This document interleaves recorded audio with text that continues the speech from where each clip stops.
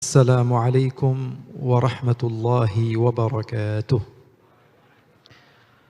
الحمد لله نحمده ونستعينه ونستغفره ونعوذ بالله من شرور أنفسنا ومن سيئات أعمالنا. من يهده الله فلا مضل له ومن يضلل فلا هادي له.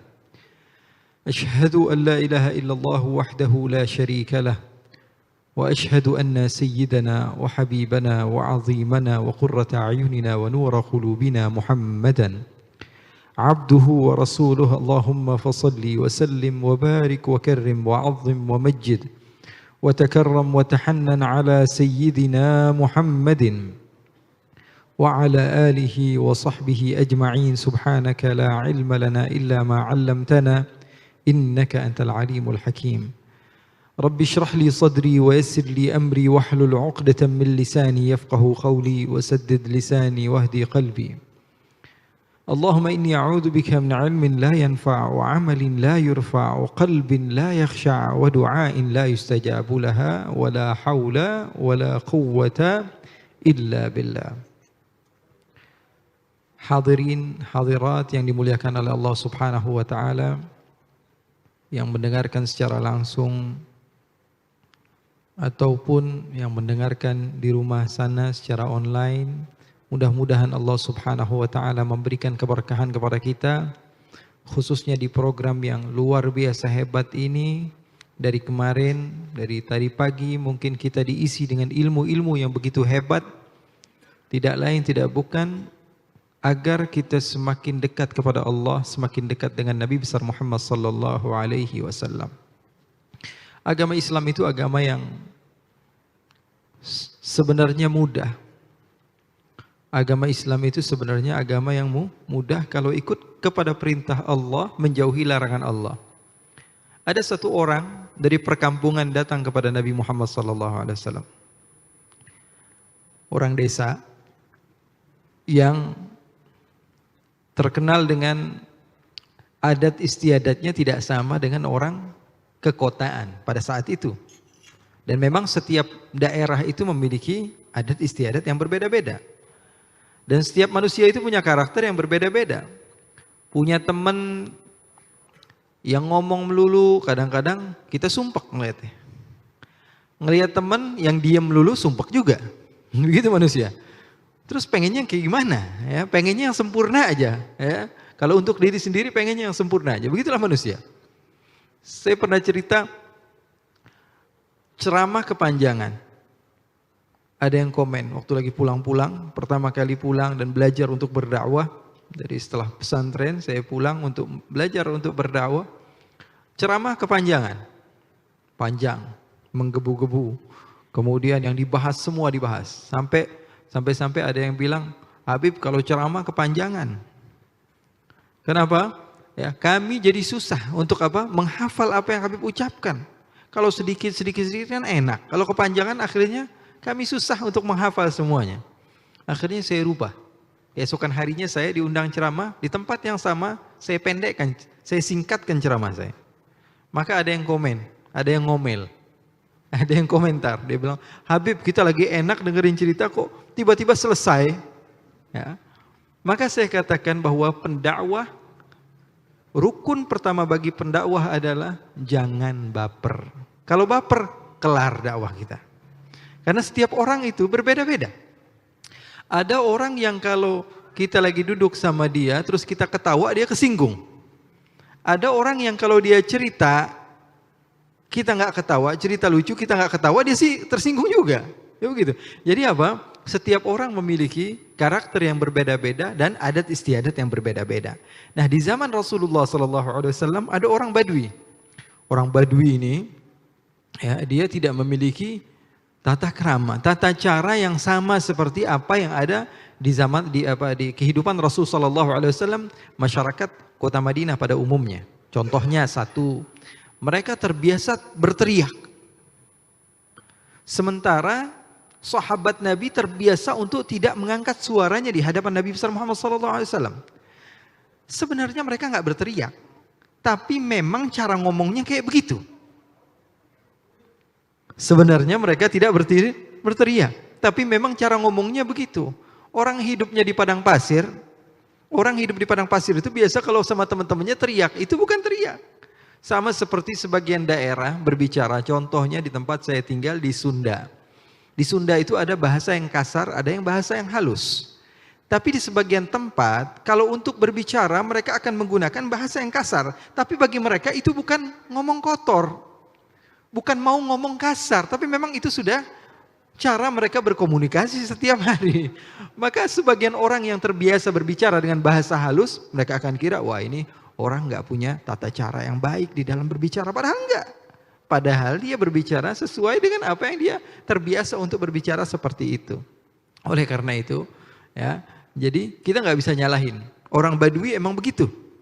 Orang Badui memang begitu. Tapi yang kita ambil ya, hikmah daripada kisah-kisah seperti ini, bagaimana bijaknya Rasulullah di dalam ya, menyikapi orang-orang yang seperti ini. Kalau kita mungkin sudah tersinggung, kalau kita mungkin sudah marah.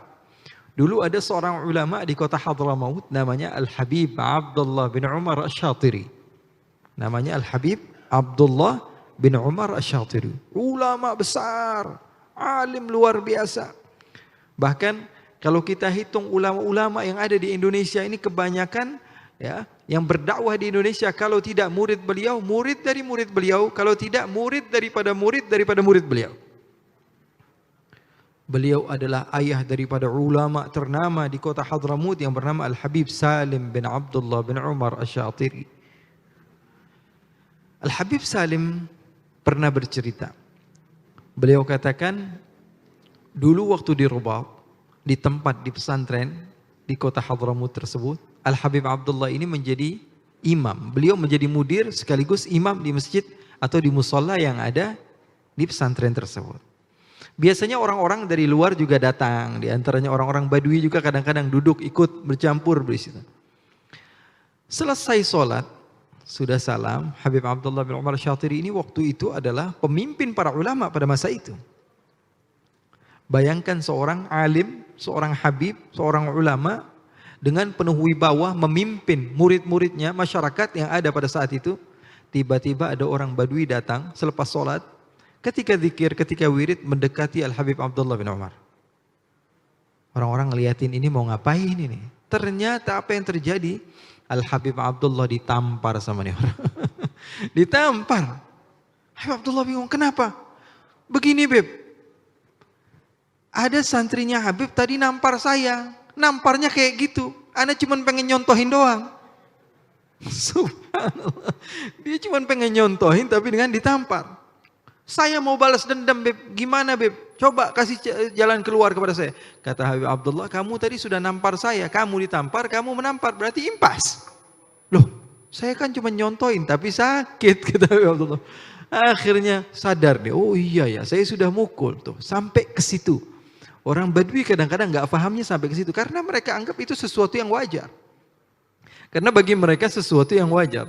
Maka ini orang Badui di zaman Rasulullah SAW, ada yang buang air kecil di masjid, ada yang ngedoain jelek kepada sahabat-sahabat Nabi. Nah ini ada orang Badui lain lagi.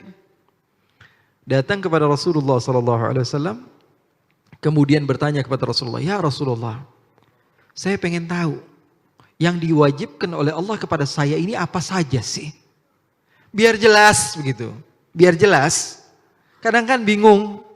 Ntar disuruh ini, ntar disuruh ini, ntar disuruh zikir ini, ntar nggak boleh ini, ntar nggak. Yang mana, yang pasti-pasti aja. Kasih tahu yang pasti-pasti aja. Kata Rasulullah, kamu sholat. Itu perintah Allah Subhanahu Wa Taala yang wajib kepadamu. Terus, apakah ada ibadah yang serupa dengan sholat? Kata Rasulullah, tidak ada. Kecuali kalau kamu mau melakukan sunnah. Sholat 5 waktu saja. Apa ada lagi? Tidak ada. Kecuali kalau kamu mau melakukan sunnah.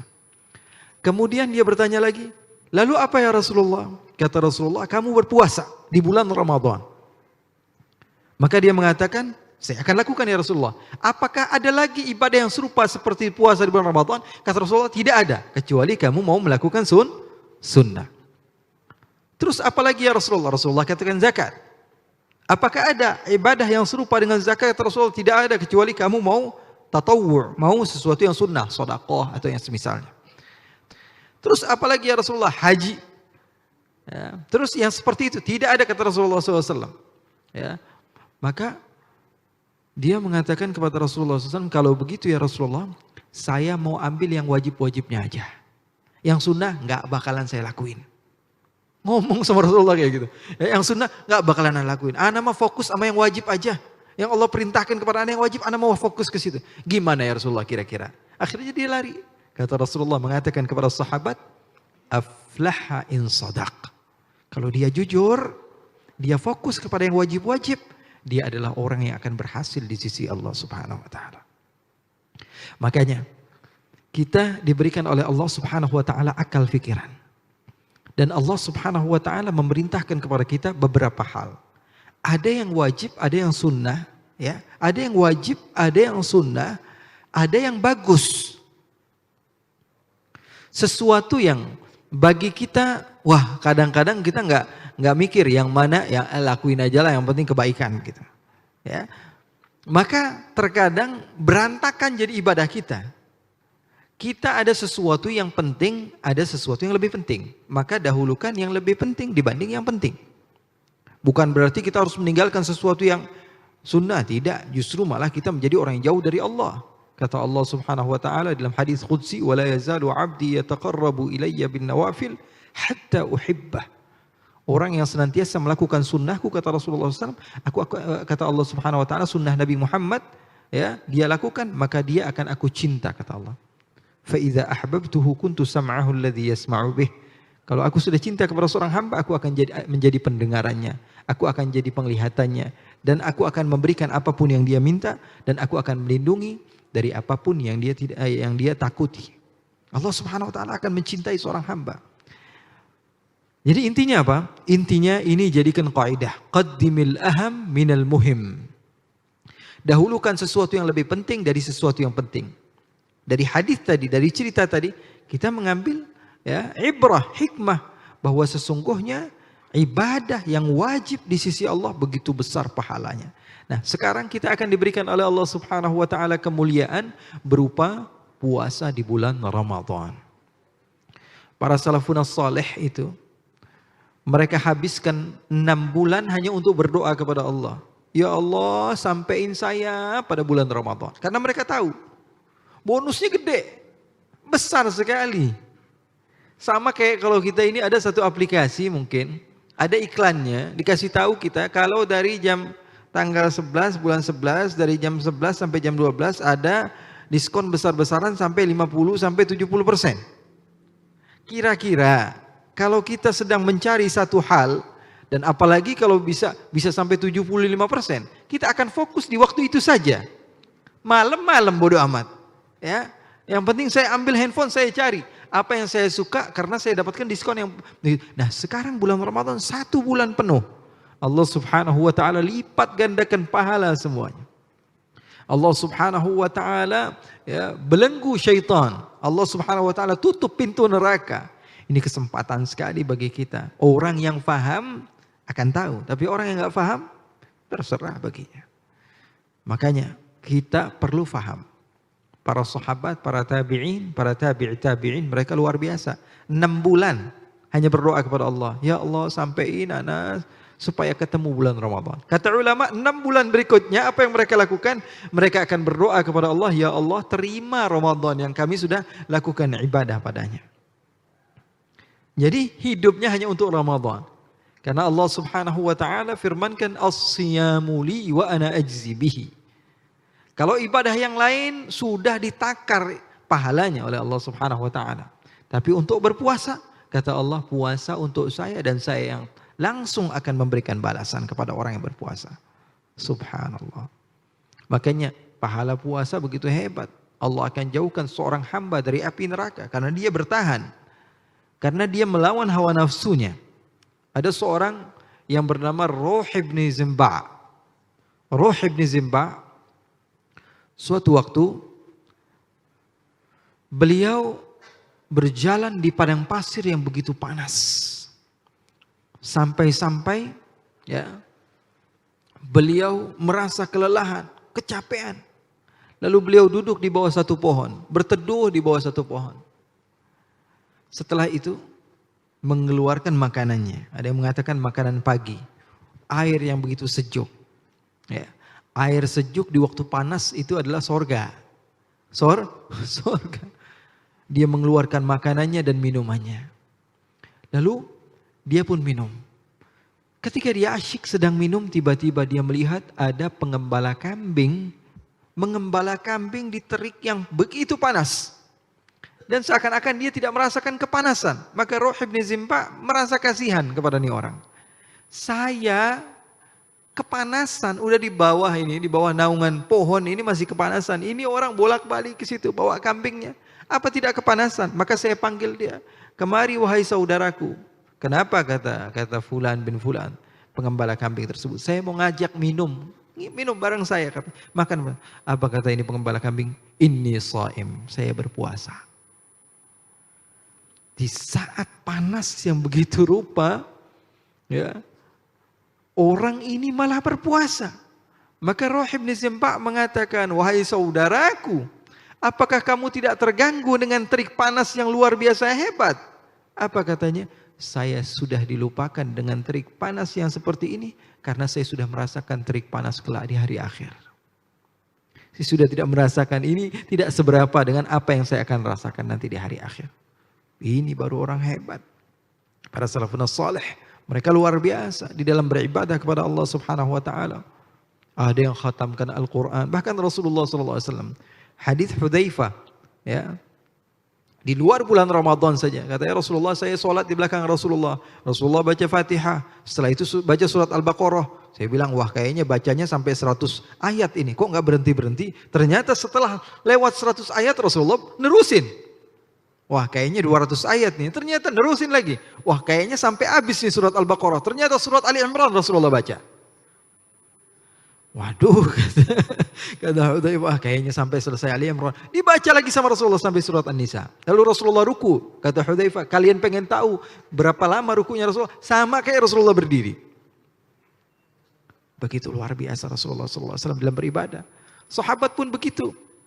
Ya, sahabat Rasulullah SAW memperbanyak membaca Al-Quran. Para tabi'in, Sayyidina Urwah, Sayyidina Zuhri, Al-Imam Malik membaca Al-Quran. Beliau ini kalau sudah buka majlis hadis ramai yang datang.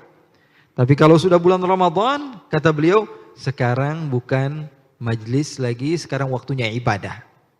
Waktunya ibadah.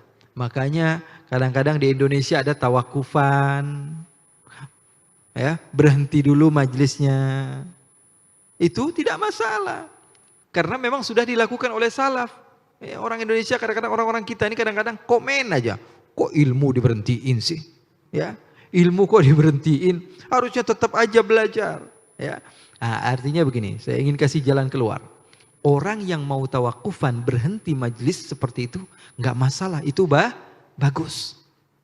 Orang yang mau meneruskan majlis ilmu di dalam bulan Ramadan itu juga bagus. Orang yang meneruskan majlis-majlis ilmunya dengan beralasan bahwa kami sama salaf beda.